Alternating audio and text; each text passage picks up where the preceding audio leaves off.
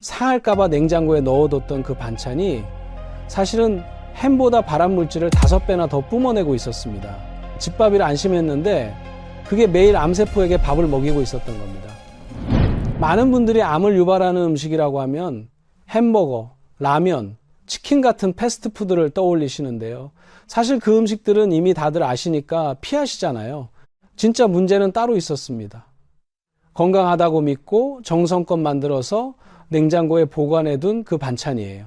그것도 하루 이틀이 아니라 매일같이 반복해서 먹었기 때문에 암세포는 매일 조용히 에너지를 공급받으면서 자라고 있었던 겁니다. 오늘 이 영상에서는 냉장고 속 발암 음식 3가지가 정확히 무엇인지, 왜 그 음식이 암세포를 키우는지, 그리고 반대로 암세포를 굶겨 죽이는 음식은 무엇인지 전부 말씀드리겠습니다. 본론으로 들어가기 전에 한 가지만 부탁드려도 될까요? 오늘 영상 끝까지 보시고 나서 댓글에 건강 2글자만 남겨주세요. 그 2글자가 오늘의 첫 번째 실천이 됩니다. 다음 영상 주제 정하는 데도 큰 도움이 됩니다. 자, 그러면 지금 바로 시작합니다. 먼저 충격적인 사실 하나를 말씀드릴게요. 새 집 건너 한 집에는 암 환자가 있다는 말 들어보셨나요? 이게 과장이 아닙니다. 지금 우리 주변을 한번 둘러보세요. 친척 중에, 이웃 중에, 아니면 가까운 지인 중에 암 진단을 받은 분이 한 분쯤은 꼭 계시죠. 예전에는 암이라고 하면 정말 특별한 사람한테만 오는 병이라고 생각했어요. 그런데 지금은 아닙니다. 암은 이제 너무나 흔한 병이 되어버렸어요. 그런데 이상하지 않으세요? 우리 세대가 젊었을 때보다 지금이 훨씬 더 건강에 신경 쓰는 시대인데 왜 암은 오히려 더 늘어나는 걸까요? 건강정보도 넘쳐나고 건강식품도 넘쳐나고 병원도 곳곳에 있는데 말이에요. 그 이유가 바로 오늘 제가 말씀드릴 내용과 정확하게 연결됩니다. 우리가 암의 원인이라고 생각하는 음식들, 그러니까 패스트푸드, 인스턴트, 가공식품 이런 것들은 이미 다들 경계하고 피하시잖아요. 문제는 그 바깥에 있어요. 아무도 의심하지 않는 곳에 진짜 위험이 숨어 있었습니다. 바로 냉장고입니다.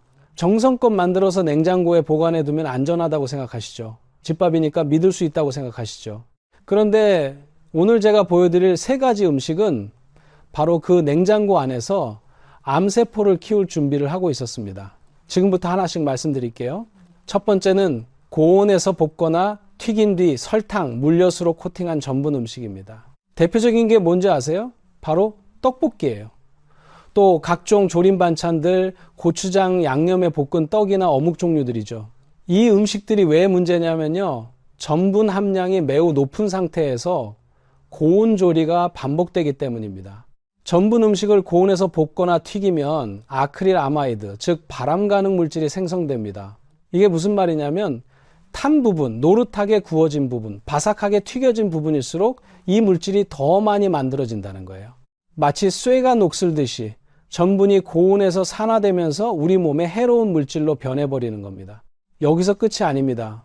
이 음식들에는 고추장, 설탕, 물엿이 듬뿍 들어가죠. 그러면 혈당이 급격하게 올라가는 혈당 스파이크가 일어납니다. 혈당 스파이크가 뭐냐고요? 아침에 조용하던 강물이 갑자기 홍수가 나서 강둑이 무너지는 것처럼 혈당이 갑자기 치솟았다가 다시 뚝 떨어지는 현상이에요. 이게 반복되면 인슐린이 과도하게 분비되고 몸은 만성 염증 상태에 빠집니다. 암세포가 가장 좋아하는 환경이 바로 이겁니다. 고혈당, 고인슐린, 만성 염증, 이 3가지가 동시에 만들어지는 토양 위에서 암세포는 무럭무럭 자라납니다. 혹시 이런 음식 냉장고에 넣어두고 드시는 분 계세요? 특별한 날 한번 먹는 거라면 크게 문제 없어요. 그런데 매일 반찬으로 꺼내 드신다면 암세포는 매일 맛있는 밥을 먹고 있는 셈입니다. 두 번째는 달콤한 양념으로 볶거나 튀긴 육류 반찬입니다. 제육볶음, 닭강정, 양념 돼지갈비 이런 음식들이에요. 다들 좋아하시죠? 저도 참 좋아하는 음식들인데요. 그런데 이 음식들이 만들어지는 과정을 한번 천천히 생각해 보세요. 설탕이나 물엿을 듬뿍 넣고 그 상태에서 고온으로 볶거나 튀깁니다. 바로 이 순간에 AG, 즉 당독소라고 불리는 물질이 대량으로 만들어집니다. 당독소가 뭔지 쉽게 설명드릴게요. 설탕이 단백질에 달라붙어서 눌어붙은 상태라고 생각하시면 돼요. 마치 프라이팬에 설탕을 태우면 검게 눌어붙잖아요. 그것과 비슷한 현상이 우리 몸 안에서 일어나는 겁니다. 이 당독소는 염증을 키우고 세포 노화를 빠르게 만들고 암이 발생하기 좋은 환경을 만들어요. 그런데 더 무서운 게 있어요. 암세포는 포도당을 먹고 자랍니다. 이건 많이 들어보셨을 거예요. 그런데 최근 연구 결과들을 보면 암세포가 포도당보다 과당을 더 좋아한다는 사실이 밝혀지고 있어요. 설탕은 포도당과 과당이 결합된 형태거든요. 그러니까 설탕을 넣고 볶은 제육볶음, 달콤한 닭강정은 암세포한테 최고의 식사를 차려주는 것과 같습니다. 예, 특별한 날 한 번 먹는 거야. 괜찮아요. 문제는 이게 매일 밥상에 오르는 기본 반찬이 될 때입니다. 암세포는 매일 정말 좋은 에너지를 공급받고 있는 겁니다. 그것도 본인이 전혀 모르는 사이에. 그런데 여러분, 오늘 말씀드릴 세 가지 음식 중에서 가장 충격적인 건 사실 세 번째입니다. 왜냐하면 세 번째 음식은 대부분의 분들이 몸에 좋다고 철석같이 믿고 계신 음식이거든요. 더군다나 건강을 위해 일부러 챙겨 드시는 분들도 많으세요. 자, 세 번째는 오래 보관된 견과류와 곡물 반찬입니다. 땅콩, 호두, 아몬드. 이거 몸에 좋다고 하시죠? 맞아요. 신선할 때는 정말 좋은 음식입니다. 그런데 문제는 보관 방법과 보관 기간이에요. 견과류를 볶거나 조림으로 만들어서 냉장고에 넣어두고 몇 주에 걸쳐 꺼내 드시는 분들 많으시죠?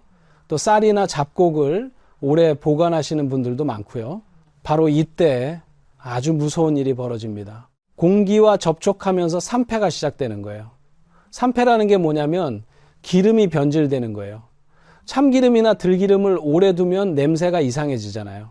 그게 바로 산패입니다. 견과류도 똑같은 일이 벌어집니다. 그런데 더 무서운 건 이때 아플라톡신이라는 독소가 생길 수 있다는 겁니다. 이게 얼마나 무서운 물질이냐면 가열해도 절대 사라지지 않습니다. 팔팔 끓여도 오래 볶아도 이 독소는 그대로 남아요. 그리고 간 세포를 직접 파괴하고 간암을 유발하는 핵심 물질로 알려져 있습니다. 자, 이제 이 물질이 햄보다 발암 물질이 얼마나 많은지 말씀드릴게요. 산패된 견과류에서 나오는 아플라톡신의 발암 위험도는 가공육, 즉 햄에 들어있는 발암 물질보다 무려 5배나 높습니다. 5배예요. 우리가 햄은 무서워서 잘 안 먹는데 견과류는 건강식이라고 오히려 더 챙겨 먹는 분들이 많으시죠. 아이러니하지 않습니까? 냉장고에 넣어두면 안전하다고 생각하시는 분들 많으신데요. 견과류는 냉장고 안에서도 산패가 진행됩니다. 느리게 진행될 뿐이에요. 그래서 견과류는 조금씩 사서 빨리 드시는 게 훨씬 낫습니다. 또 우리 몸에서 해독을 담당하는 간이 이 독소 때문에 계속 스트레스를 받고 무너지기 시작하면 어떻게 될까요? 간은 우리 몸의 해독 공장이에요. 이 공장이 망가지면 암을 막아낼 마지막 방어선도 함께 무너집니다. 여기까지 들으시면서 혹시 이런 생각 드시지 않으셨나요? 그러면 대체 뭘 먹어야 하지? 맞아요. 이 질문이 정말 중요합니다. 그런데 그 전에 먼저 한 가지 더 짚고 넘어가야 할 게 있어요. 왜 이 음식들이 우리 몸에서 암세포를 키우는지 그 메커니즘을 제대로 이해하셔야 오늘 알려드릴 해결책도 제대로 활용하실 수 있거든요. 잠깐 이것만은 꼭 들어보세요. 지금부터 드릴 이야기가 오늘 영상에서 가장 핵심입니다. 암은 어느 날 갑자기 생기는 병이 아닙니다. 정상세포가 갑자기 암세포가 되는 게 아니에요. 정상세포가 전암 단계 세포가 됐다가 초기암이 됐다가 중기암이 됐다가 결국 말기암으로 가는 긴 과정이 있습니다. 이 과정이 보통 10년에서 20년, 길게는 30년에 걸쳐 아주 조용히 진행돼요. 그래서 암은 삶이 오래도록 보내온 마지막 경고라는 말이 있습니다. 몸이 수십 년 동안 신호를 보냈는데 우리가 그 신호를 무시했던 거예요. 그러면 그 신호는 뭐냐? 바로 만성염증입니다. 염증이라고 하면 상처 났을 때 빨갛게 붓는 거 생각하시는 분들 많으세요. 그건 급성염증이고요. 만성염증은 달라요. 눈에 보이지 않아요. 통증도 별로 없어요. 그냥 조용히 세포 안에서 수십 년에 걸쳐 진행됩니다. 만성염증이 왜 생기냐? 바로 고혈당 상태가 반복될 때입니다. 아까 말씀드린 세 가지 음식들, 설탕이 들어간 볶음 반찬들, 고온조리 전분 음식들, 이것들이 반복적으로 혈당을 올리면 인슐린이 계속 과도하게 분비됩니다. 이 상태가 오래 지속되면 몸은 만성 염증 상태에 빠지고 세포는 손상되기 시작해요. 손상된 세포는 정상적으로 교체되어야 하는데 그 교체 과정에서 오류가 생기기 시작합니다. 마치 오래된 복사기가 자꾸 오류를 내듯이 처음에는 작은 오류지만 수십 년이 지나면 그 오류가 쌓이고 쌓여서 결국 암세포가 만들어지는 거예요. 여기서 또 하나 중요한 게 있어요. 암세포가 자라려면 재료가 필요합니다. 새로운 세포를 만들어야 하니까요. 그 재료가 뭐냐면 단백질과 지방이에요. 세포는 단백질로 이루어져 있고 세포를 감싸는 세포막은 지방으로 이루어져 있거든요. 그래서 동물성 단백질과 동물성 지방을 많이 먹을수록 암세포는 자라기 좋은 재료를 계속 공급받는 겁니다. 고기를 열심히 먹으면 기운이 나는 건 사실이에요. 그런데 동시에 암세포도 기운이 나는 거예요. 그게 문제입니다. 그런데 이쯤에서 이런 생각 드시는 분들이 있을 거예요. 우리 부모님도 할머니, 할아버지도 평생 이런 음식 드셨는데 암 안 걸리신 분들 많았잖아요. 왜 요즘은 이렇게 암이 많이 생기는 걸까요? 크게 두 가지 이유입니다. 첫 번째는 지금 우리가 먹는 음식의 양이 훨씬 많아졌어요. 예전에는 귀했던 음식들이 지금은 넘쳐나죠. 설탕, 기름, 고기. 예전에는 명절 때나 먹을 수 있었던 음식들이 지금은 매일 밥상에 올라옵니다. 암은 결핍병이 아닙니다. 풍요병이에요. 너무 많이 먹어서 생기는 병이라는 거예요. 두 번째는 몸이 쉴 시간이 없어졌어요. 예전에는 배가 고프면 밥을 먹고 배가 부르면 먹지 않았죠. 자연스러운 공복 시간이 있었어요. 그런데 지금은 어떤가요?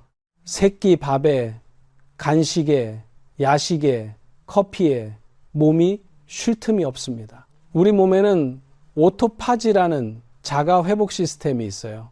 오토파지, 즉 자가 포식이라고 하는 건데요. 쉽게 말하면 몸이 스스로 청소하는 시스템이에요. 손상된 세포를 정리하고 불필요한 단백질을 청소하고 세포를 새롭게 재생하는 거예요. 그런데 이 시스템은 언제 켜지냐면 먹지 않을 때만 켜집니다. 공복 상태일 때만 작동해요. 끊임없이 먹는 삶에서는 몸이 스스로 고칠 시간 자체가 없어지는 겁니다. 그래서 무엇을 먹느냐도 중요하지만 언제 먹고 언제 안 먹느냐도 똑같이 중요합니다. 자, 이제 정말 핵심적인 질문으로 넘어가 볼게요. 그럼 대체 암은 왜 나한테 왔을까? 왜 우리 가족한테는 암이 많은 걸까? 혹시 이게 유전 때문은 아닐까? 이런 생각 해보신 적 있으세요? 유전이라는 말, 참 무겁게 들리는 단어죠. 부모님이나 형제 중에 암 환자가 계시면 나도 언젠가는 걸리는 건 아닐까 하는 두려움 많이들 가지고 계실 거예요. 그런데 오늘 제가 그 두려움을 조금 덜어드리고 싶습니다. 과학적인 통계를 먼저 말씀드릴게요. 암 발생 원인에서 유전적 요인이 차지하는 비율이 얼마나 될 것 같으세요?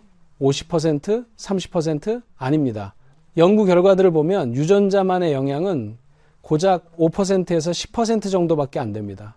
나머지 90%에서 95%는 우리의 생활 환경, 그 중에서도 음식과 식습관이 원인이에요. 그러면 왜 가족 중에 암이 많으면 나도 걸릴 확률이 높다고 하는 걸까요? 가족들은 같은 음식을 먹거든요. 같은 조리 방법으로 만든 음식을 같이 먹고 같은 생활 패턴을 공유합니다. 운동을 많이 하는 집안은 다 같이 운동하고 TV만 보는 집안은 다 같이 TV만 봐요. 그러니까 가족력이 높아지는 건 유전자 때문이 아니라 같은 밥상, 같은 생활 습관 때문인 경우가 훨씬 많습니다. 이게 왜 희망적인 소식이냐면요. 유전자는 바꿀 수 없지만 생활 습관은 바꿀 수 있거든요. 오늘 당장 시작할 수 있어요. 후성 유전학이라는 분야가 있습니다. 어렵게 들리시죠? 쉽게 말하면 유전자는 타고나지만 그 유전자가 켜지고 꺼지는 건 내 생활 습관에 달려 있다는 연구 분야예요. 같은 암 유전자를 가지고 있어도 어떻게 사느냐에 따라 그 유전자가 발현되느냐 안 되느냐가 달라진다는 거예요. 그러니까 가족 중에 암이 있다고 해서 포기하실 필요가 전혀 없습니다. 오히려 더 철저하게 식습관을 관리하면 충분히 예방할 수 있어요. 아마 많은 분들이 공감하실 텐데요. 암 진단을 받고 나서야 비로소 먹는 것을 바꾸고 운동을 시작하고 스트레스 관리를 시작하시는 분들이 참 많습니다. 왜 진단 전에는 그렇게 못했을까 하고 후회하시는 분들도 많이 봤어요. 그게 참 안타깝습니다. 오늘 이 영상을 보고 계신 분들은 그러실 필요 없어요. 지금 이 순간부터 시작하시면 됩니다. 늦지 않았어요. 우리 몸은 생각보다 훨씬 회복력이 강합니다. 자, 이제 가장 중요한 내용으로 넘어갑니다. 지금까지는 무엇을 피해야 하는지 말씀드렸는데요. 이제부터는 무엇을 먹어야 암세포를 굶길 수 있는지 말씀드릴 차례입니다. 그런데 더 놀라운 건 뭔지 아세요? 암세포를 굶기는 음식이 따로 있는 게 아니에요. 우리 몸의 면역 시스템 자체를 강화시켜서 암세포가 자라지 못하는 환경을 만드는 음식들이 있습니다. 그게 뭔지 지금 바로 말씀드릴게요. 우리 몸에서 면역을 담당하는 곳이 어디일까요? 많은 분들이 면역이라고 하면 혈액 속 백혈구를 생각하시는데요. 맞아요. 백혈구도 중요합니다. 그런데 사실 우리 면역의 핵심은 두 곳이에요. 하나는 흉선이고 다른 하나는 장입니다. 흉선은 가슴 한가운데 있는 기관인데요. 젊었을 때는 면역세포를 활발하게 만들어내지만 나이가 들면 급격히 줄어들어요. 30세만 돼도 40%밖에 안 남고 50세가 되면 10%밖에 안 남습니다. 그러면 나이 들수록 면역은 어디서 만들어지냐? 바로 장입니다. 우리 장에는 수천 종류의 세균이 살고 있어요. 이걸 장내 미생물이라고 하는데요. 건강한 사람의 장에는 2,000종에서 3,000종의 균들이 살고 있어요. 그런데 암 환자분들의 장을 보면 이게 500종, 600종으로 뚝 떨어져 있어요. 도시에 사는 현대인들도 1,000종 정도밖에 안 됩니다. 장내 세균이 다양할수록 면역이 강해집니다. 이건 이제 의학계에서 확실하게 인정받고 있는 사실이에요. 그러면 장내 세균을 어떻게 다양하게 만드냐? 바로 다양한 음식을 먹는 거예요.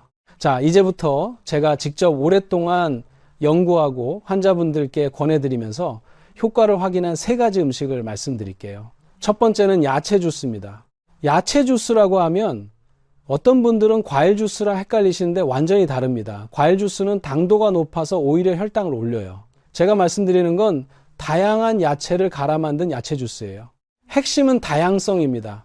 한두 가지 야채를 많이 먹는 것보다 30종, 60종의 야채를 조금씩 골고루 먹는 게 훨씬 중요합니다. 왜냐하면 야채마다 다른 종류의 세균이 붙어 있거든요. 다양한 야채를 먹을수록 장 속에 다양한 균이 자리를 잡고 면역이 강해지는 거예요. 넷플릭스 다큐멘터리 중에 건강을 해킹하다 장의 비밀이라는 작품이 있어요. 거기서도 60종 야채 스무디 이야기가 나옵니다. 세계적인 연구자들이 다양한 야채를 동시에 먹는 것이 장 건강을 회복시키는 핵심이라고 밝히고 있어요. 그런데 솔직히 말씀드리면 30종, 60종의 야채를 매일 직접 사서 씻고 갈아 드시는 건 현실적으로 쉽지 않죠. 장을 봐야 하고 손질해야 하고 매일 만드는 것 자체가 보통 일이 아니에요. 그래서 제가 오랫동안 여러 가지를 비교해 봤는데요. 냉동 건조 방식으로 다양한 야채를 갈아 만든 야채 주스 분말이 있어요. 그냥 물에 타서 드시면 되는데 30종 이상의 야채가 들어가 있어서 매일 직접 만드는 것과 거의 비슷한 효과를 내면서 훨씬 편리해요. 물론 직접 신선한 야채를 갈아 드시는 게 가장 좋습니다. 그게 가능하신 분들은 꼭 그렇게 하세요. 그런데 현실적으로 어려우신 분들이라면 이런 방법도 충분히 도움이 됩니다. 두 번째는 청국장입니다. 청국장. 냄새 때문에 싫어하시는 분들 많으시죠. 그런데 냄새만 참으시면 이것만큼 강력한 발효식품이 없어요. 청국장은 콩을 발효시킨 음식인데요. 이 발효 과정에서 나토키나제, 이소플라본, 유산균 같은 놀라운 성분들이 만들어집니다. 특히 장내 유익균을 늘리는 효과가 뛰어나고 면역력을 50%까지 높여준다는 연구 결과도 있어요. 그런데 청국장을 제대로 먹으려면 중요한 원칙이 있어요. 가열하면 살아있는 유익균이 죽습니다. 그래서 청국장찌개를 끓일 때는 반은 끓이고 나머지 반은 불을 끈 다음에 나중에 풀어서 생균 상태로 드셔야 해요. 그래야 장까지 살아있는 균이 도달합니다. 그런데 청국장도 매일 끓여 드시기가 쉽지 않죠. 냄새도 강하고. 그래서 청국장 가루 제품이 있어요. 청국장을 저온에서 건조해서 분말로 만든 건데요. 요구르트나 두유에 한 숟가락 넣어서 드시거나 물에 타서 드시면 됩니다. 냄새도 훨씬 덜하고 살아있는 균도 그대로 섭취할 수 있어요.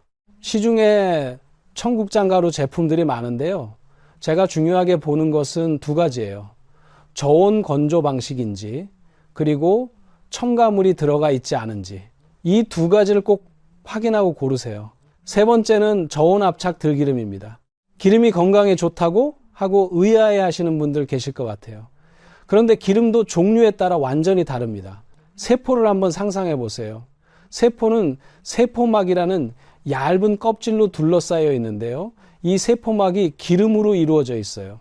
어떤 기름을 먹느냐에 따라 세포막의 상태가 달라집니다. 좋은 기름을 먹으면 세포막이 부드럽고 탄력 있게 유지되고, 나쁜 기름을 먹으면 세포막이 딱딱하게 굳어버려요. 세포막이 딱딱하게 굳으면 어떻게 되냐? 산소가 세포 안으로 들어가지 못합니다. 산소가 부족한 환경, 바로 그게 암세포가 가장 좋아하는 환경이에요. 암세포는 산소 없이도 살 수 있는 세포거든요. 오히려 산소가 풍부한 환경에서는 암세포가 자라기 어렵습니다. 그러니까 세포막을 부드럽게 유지하는 것이 암 예방에 직접적으로 연결됩니다. 오메가3가 바로 세포막을 부드럽게 유지하는 지방산이에요. 들기름에는 오메가3, 즉 알파 리놀렌산이 매우 풍부하게 들어 있습니다. 들기름 한 큰 숟가락에 들어있는 오메가3 함량이 연어 한 토막과 맞먹을 정도예요. 그런데 여기서 아주 중요한 조건이 있어요. 반드시 저온압착 방식이어야 합니다. 기름을 짤 때 고온으로 가열하면 기름의 구조가 바뀌어버려요. 오메가3가 파괴되고 오히려 몸에 해로운 물질이 생기기도 해요. 그래서 열을 가하지 않고 압력만으로 짜내는 저온압착 방식이 중요한 겁니다. 또 하나, 들기름은 절대 가열하면 안 돼요. 나물 무칠 때나 밥에 한 숟가락 넣어 드시거나 된장국 다 끓이고 나서 불 끄고 마지막에 한 방울 넣어 드세요. 들기름을 가열하는 순간 오메가3가 파괴됩니다. 매일 작은 숟가락으로 한 숟가락 200ml 물에 한 꼬집 넣는 정도면 충분합니다. 이 작은 습관 하나가 세포막을 지키고 면역을 유지하고 암을 예방하는 데 큰 도움이 됩니다. 자, 세 가지 정리해 드릴게요. 야채 주스로 장내 세균을 다양하게 만들고, 청국장으로 면역균을 늘리고, 저온압착 들기름으로 세포막을 부드럽게 유지한다. 이 세 가지가 암세포가 자라지 못하는 환경을 만드는 핵심입니다. 그런데 여기서 끝이 아닙니다. 음식만 바꾼다고 완전하지 않아요. 먹는 방식을 함께 바꿔야 진짜 효과가 납니다. 오늘부터 당장 바꿀 수 있는 식습관 이야기를 해드릴게요. 첫 번째는 식사 순서입니다. 밥을 먼저 드시는 분들 많으시죠. 반찬 곁들여서 밥 먹고 식후에 과일 드시고. 그런데 이 순서가 혈당을 급격하게 올리는 주범 중 하나입니다. 순서를 이렇게 바꿔보세요. 야채나 채소 먼저, 그 다음 단백질, 마지막에 탄수화물 순서로 드세요. 왜냐하면 식이섬유를 먼저 먹으면 위장 안에 섬유질이 먼저 깔리면서 이후에 들어오는 탄수화물의 흡수 속도를 늦춰줍니다. 마치 고속도로에 차가 빽빽이 들어차 있으면 교통 흐름이 느려지는 것처럼 식이섬유가 포도당이 혈액으로 빠르게 들어가는 걸 막아주는 거예요. 이 순서 하나만 바꿔도 식후 2시간 혈당이 눈에 띄게 떨어집니다. 실제로 혈당계로 측정해 보시면 차이가 확연히 보여요. 거창한 변화가 아니라 오늘 저녁 밥상에서 당장 실천할 수 있는 방법이에요. 두 번째는 식후 걷기입니다. 밥 먹고 나서 소파에 앉거나 눕는 분들 많으시죠. 그런데 식후에 허벅지 근육을 움직이면 혈당을 근육이 흡수해가는 효과가 있어요. 암세포가 혈당을 가져가기 전에 근육이 먼저 가져가는 거죠. 20분에서 30분 가볍게 걷는 것만으로도 충분합니다. 빠르게 걸을 필요도 없어요. 가볍게 산책하는 것처럼 걸으시면 됩니다. 이게 췌장의 부담을 줄이고 혈당을 안정시키는데 정말 효과적이에요. 네, 세 번째는 야식과 과식을 끊는 겁니다. 저녁 8시 이후에는 드시지 마세요. 우리는 자고 있다고 생각하지만 몸은 일하고 있거든요. 특히 췌장은 밤새 소화 효소를 만들고 인슐린을 분비하면서 쉬지 않고 일해요. 야식은 쉬어야 할 시간에 억지로 일을 시키는 겁니다. 저녁 식사는 주무시기 최소 3시간 전에 마치세요. 그리고 배가 부를 때까지 드시지 마시고 배가 70-80% 찼다는 느낌이 들면 수저를 놓으세요. 과식 한 번이 췌장을 얼마나 혹사시키는지, 췌장이 말을 할 수 있다면 제발 그만 먹으라고 할 거예요. 네 번째는 공복 시간을 만드는 겁니다. 아까 오토파지, 즉 자가포식 이야기를 드렸죠. 이 몸의 자가치유 시스템이 작동하려면 공복 시간이 필요합니다. 최소 12시간에서 14시간의 공복 시간을 만들어 주세요. 예를 들어 저녁을 6시에 드셨다면 아침을 6시나 8시에 드시는 거예요. 그 사이 12시간에서 14시간 동안 몸이 스스로 손상된 세포를 청소하고 재생하는 작업을 합니다. 이게 가장 자연스러운 항암 치료예요. 처음에는 아침에 배가 고파서 힘드실 수 있어요. 근데 일주일만 지나면 몸이 적응합니다. 오히려 오전에 머리가 더 맑아지고 에너지가 넘치는 걸 느끼시는 분들이 많아요. 5번째는 스트레스 관리입니다. 이게 음식 이야기랑 무슨 상관이냐 하실 수 있는데요. 스트레스를 받으면 혈관이 좁아지고 심장으로 혈액이 집중됩니다. 그러면 깊은 곳에 있는 장기들, 특히 췌장 같은 곳은 혈액 공급이 줄어들어요. 혈액이 줄어든다는 건 산소 공급이 줄어든다는 거고, 산소가 부족한 환경은 암세포가 좋아하는 환경입니다. 만성 스트레스는 식습관보다 더 빠르게 암을 키웁니다. 집에 돌아오실 때 하루 동안의 걱정거리를 현관문 앞에 내려놓고 들어오세요. 집에서는 아무 생각 없이 쉬세요. TV 보시고 손주들이랑 노세요. 혈관이 넓어지고 세포들이 숨을 쉬기 시작합니다. 스트레스 보따리는 밖에다 놓고 집에 들어오겠다. 이 간단한 마음가짐 하나가 암을 예방하는 강력한 무기가 됩니다. 자, 지금까지 말씀드린 것들이 많죠. 한 번에 다 바꾸려고 하지 마세요. 오늘 당장 하나만 시작하세요. 저녁 먹고 20분 걷는 것부터 시작해도 됩니다. 내일은 식사 순서를 바꿔보세요. 이렇게 하나씩 쌓아가는 거예요. 그런데 여러분, 혹시 지금 이런 증상 중에 해당하시는 분 있으신지 한번 체크해 보세요. 명치부근이 자주 체한 것처럼 답답하다. 등이나 날개뼈 근처에 은은한 통증이 꾸준히 있다. 다이어트를 하지 않았는데 한 달 사이에 4, 5kg 이상 빠졌다. 소화가 잘 안 되고 설사나 변비가 반복된다. 변 색깔이 변하거나 변이 물에 뜬다. 피부나 눈이 노랗게 변하는 황달 증상이 있다. 이 6가지 중에서 2가지 이상 해당되고 2주 이상 지속된다면 반드시 병원에 가셔야 합니다. 특히 초음파만으로는 확인이 어려울 수 있으니 CT, 즉 CT 촬영을 요청하세요.